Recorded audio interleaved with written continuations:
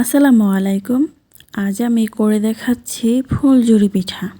এই পিঠাটা মাত্র 2টা ডিম দিয়ে কমসে কম 50-60টা হয়। এতটাই মুচমুচে, খেতে অনেক মজার। আপনারাও ট্রাই করবেন। পিঠাটার জন্য আমি গোলাটা তৈরি করে নিব। আমি 2টা ডিম নিয়েছি। ডিমগুলো এবার ভেঙে নিব।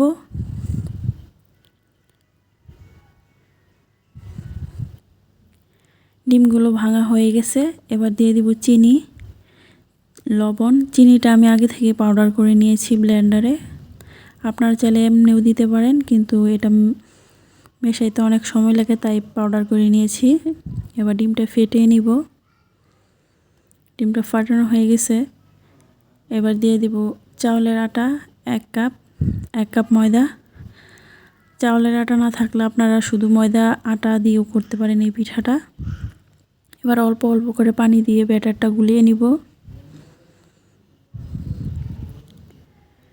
ব্যাটারটা প্রায় গোলানো হয়ে গেছে।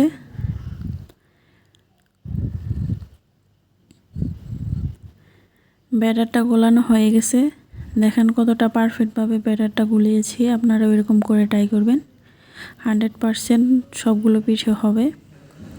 চামিচে গায়ে লেগে যাচ্ছে না। আমি আগে থেকেই শক বলি এটাকে, শকটা আমি তেলে আগে থেকেই ডুবো তেলে গরম করে নিব। তারপর ব্যাটারে চুবিয়ে নিব। এটা কিন্তু তেলে রাখতে হবে, তা না হলে কিন্তু একটা পিঠে হবে না। 1-2 সেকেন্ড পরে আস্তে আস্তে ঝাঁকালেই পিঠাটা ছুটে আসবে। তো এরকম করে আমি আরও 2টা পিঠা দিয়ে দিব। এই পিঠাটা দেখতে যেমন লোভনীয়, খেতে তার থেকেও অনেক মজা। রেসিপিটা যদি ভালো লাগে অবশ্যই লাইক, কমেন্ট, শেয়ার করে দিবেন। আমার ইউটিউব চ্যানেলে নতুন হয়ে থাকলে অবশ্যই সাবস্ক্রাইব করে দিবেন।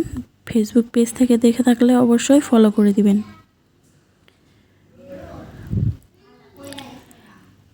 এই পিঠাটা এতটাই মজা হয়, ছোট বড় সবাই পছন্দ করবে। একটু ব্রাউন ব্রাউন কালার হয়ে আসলে আমি এই পিঠাগুলো উঠিয়ে নিব। দেখেন পিঠাটার কালার কত সুন্দর আসছে। এটাকে নামিয়ে পরিবেশন করে নিব। ভিডিওটা ভালো লাগলে অবশ্যই লাইক, কমেন্ট, শেয়ার করে দিবেন। সবাই ভালো থাকবেন, সুস্থ থাকবেন। আল্লাহ হাফেজ।